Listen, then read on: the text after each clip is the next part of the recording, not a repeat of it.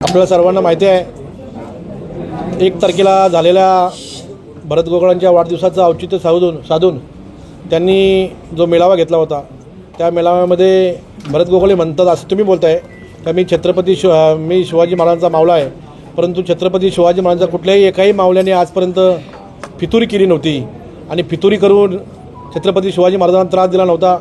परंतु भरत गोगोळे साहेबांनी कशा पद्धतीने सत्तेमध्ये जाण्यासाठी काय केलं होतं तर मी बोलण्यापेक्षा आपण सर्व महाराष्ट्रातल्या जनतेने बघितलेलं आहे, हे आपण सर्वांनी पाहिलेलं आहे, याची नोंद आपण सर्वांनी घेणं गरजेचं आहे। गोगोळेंचा आपल्या सर्वांना माहिती आहे महेंद्र थोरवेंचं दुकान तटकरे साहेबांच्यावर टीका केल्याशिवाय चालत नाही आणि महेंद्र थोरवेंना तुमच्या मीडियासमोर प्रकाश झोतात देण्यासाठी त्यांचं खूप प्रयत्न चालू असतात।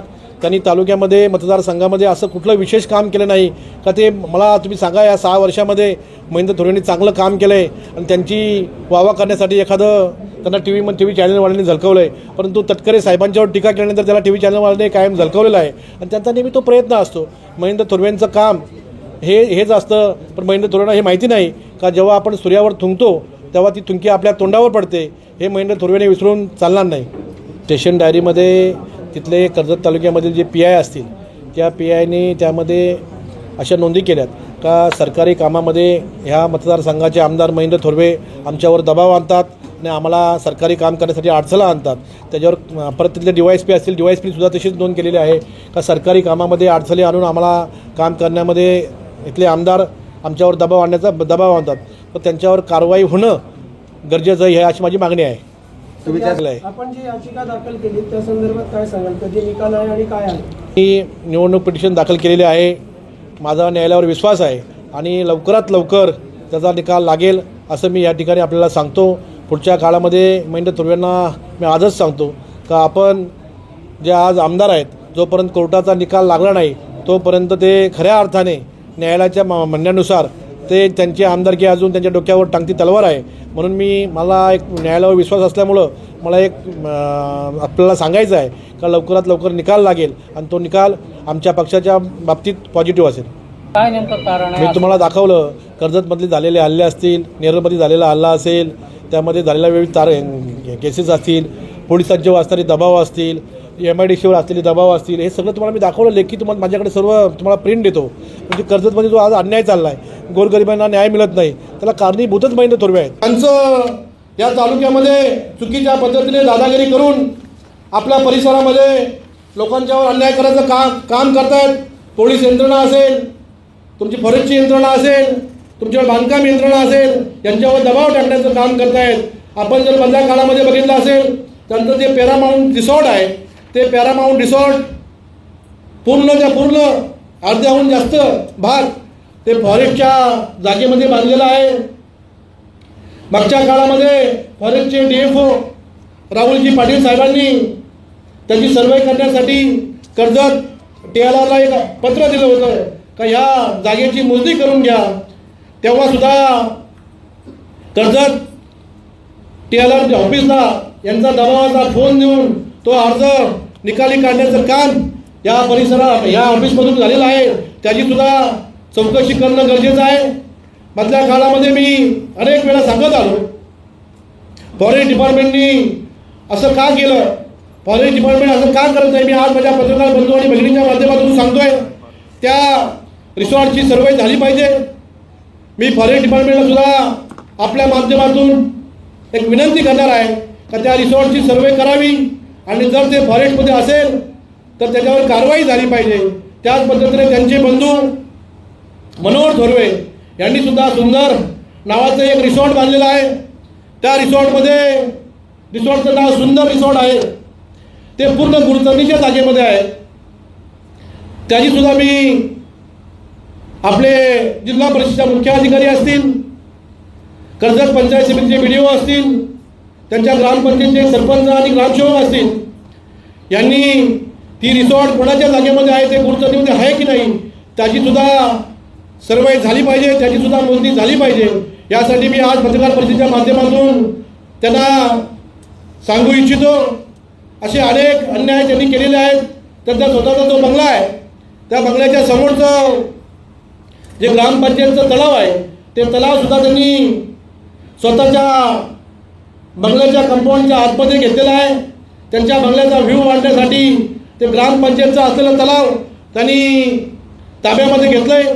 ते सुद्धा इथले बी डी ओ असतील, मुख्य अधिकारी जिल्हा परिषद यांना सुद्धा मी विनंती करतो, त्याचीसुद्धा लवकरात लवकर चौकशी होणं गरजेचं आहे. त्यांनी जो कर्जत तालुक्यामध्ये अन्याय माजवला आहे, लोकांच्यावर चुकीच्या पद्धतीने दमदाटी करण्याचं काम चालू आहे, ते कुठेतरी थांबणं गरजेचं आहे. यासाठी मी आज पत्रकार परिषद घेतलेली आहे. आपण सर्वांनी बघितलं असेल का त्यांनी अनेक गोष्टीमध्ये सांगितलं. तटकरे साहेबांच्या बाबतीमध्ये ते बोलले, तटकरे साहेबांची उलटी गिनती सुरू आहे. तटकरे साहेबांनी अनेकांची उलटी गिनती सुरू असताना ती सुलटी करून दाखवली, त्याची सुलटी गिनती सुरू असताना अनेकांची ती उलटी गिनती केलेली आहे. आपण सुद्धा त्या गोष्टीची घाबरण्याची गरज नाही. आपण जे म्हणताय बरेच शेत होते म्हणून तटकरे साहेब खासदार झाले. मी आज त्यांना सांगू इच्छितो, 19 आणि 20च्या लोकसभेमध्ये तुम्ही त्यांच्याबरोबर नव्हतात, तेव्हा सुद्धा तटकरे साहेब खासदार झाले होते. परंतु तटकरे साहेबांनी जर ठरवलं तर पुढच्या काळामध्ये तुम्ही आमदार होतात की नाही हे सुद्धा आपल्यासमोर मोठा एक प्रसंग तयार होईल. आपण जे वाक्य उच्चारलेत त्याचं उत्तर तुम्हाला जनता देईल हे सुद्धा या ठिकाणी मी सांगू इच्छितो. आपण बघितलं असतं तर तटकरे साहेबांनी त्यावेळी आमचं जर ऐकलं असतं आणि तटकरे साहेबांनी जर आम्हाला खऱ्या अर्थाने घड्याळ चिन्हावर ही निवडणूक लढवण्यासाठी संधी दिली असती तर तुम्ही आमदार काय, तुमची काय परिस्थिती झाली असती हे तुम्हालाच माहीत नाही. 6 वर्षामध्ये कर्जत तालुक्यामध्ये चुकीच्या पद्धतीने लोकांच्यावर अन्याय होतात, अत्याचार होतात, ते आपल्याला सर्वांना माहिती आहे. आज जास्त काय मी बोलणार नाही, कारण अजून बरेच माझ्याकडून 200हून अधिक स्टेशन डायरीच्या एंट्र्या आहेत. त्या स्टेशन डायरीच्या एंट्र्या मी जर जाहीर केल्या तर थोरवे साहेबांना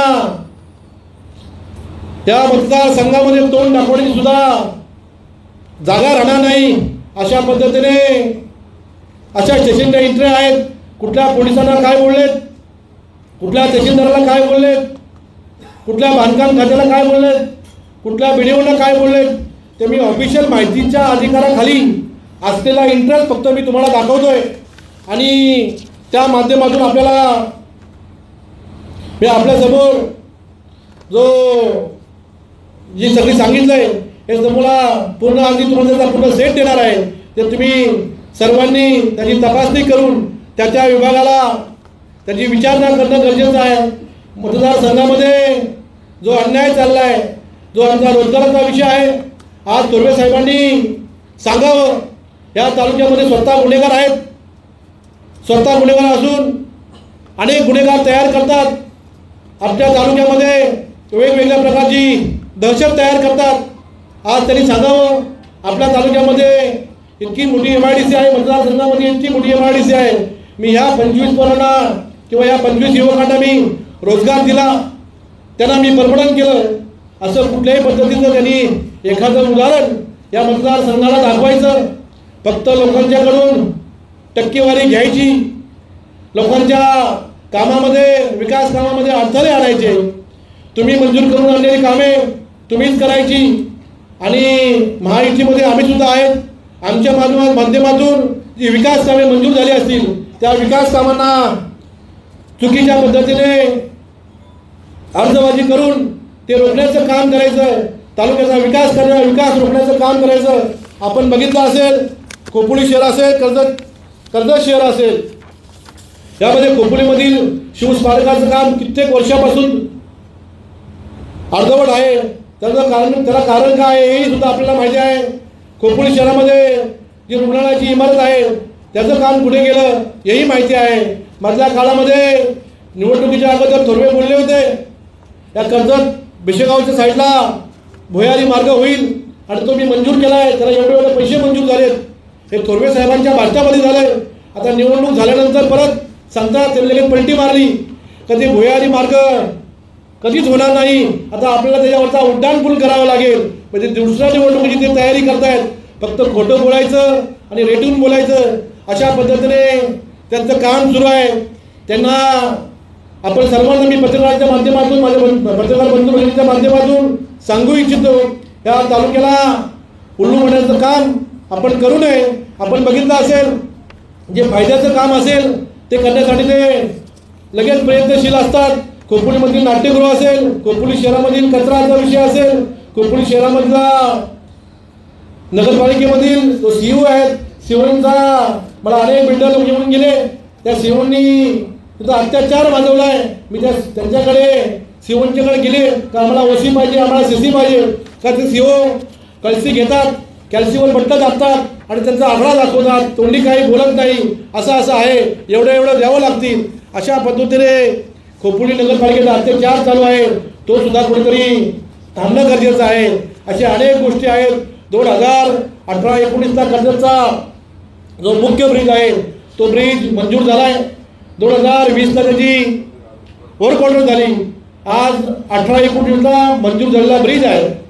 त्या ब्रिजचं वर्क ऑर्डर मला वाटते 20 साली झाले. त्याचे अजून काम मला वाटते 50% सुद्धा झालेलं नाही. उद्या जर तो कर्जतला आणि मुरबाडला जोडणारा ब्रिज आहे, त्याच्यामध्ये जर काही दुर्घटना घडली, त्याला कारणीभूत सुद्धा इथले लोकप्रतिनिधी असतील.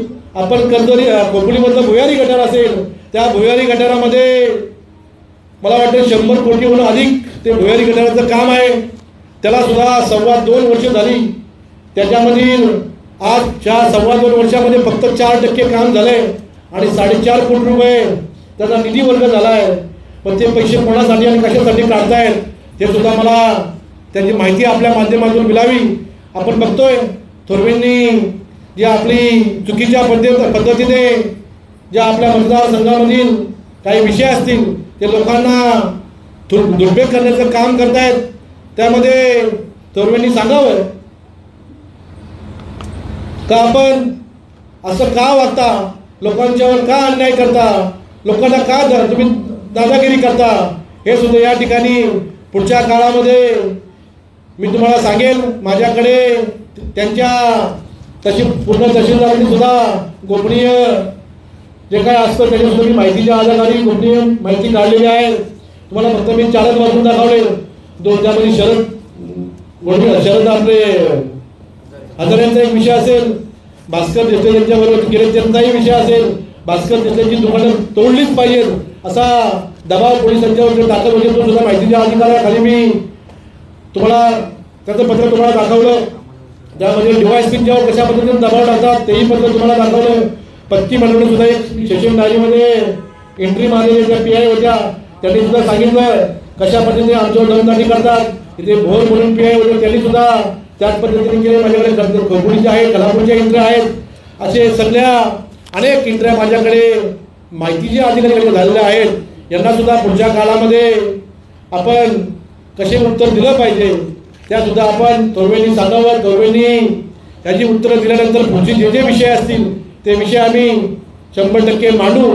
आणि थोरवेंनी आता स्वतःला आवडतं घ्यावं. आमच्या नेत्यांच्यावर जर चुकीच्या पद्धतीने टीका करण्याचा प्रयत्न केला तर त्यांना आम्ही जशास तसं उत्तर देऊ. आणि आमच्या राष्ट्रवादी काँग्रेस पार्टीच्या माध्यमातून थोरवे शिंदे गटाच्या शिवसेनेच्या आमदारांचा आम्ही जाहीर निषेध करतो. त्यांनी पुन्हा जर आमच्या वाट्याला गेलं तर त्यांना आम्ही ते ज्या शब्दात बोलतील त्याच्यापेक्षा कडव्या शब्दामध्ये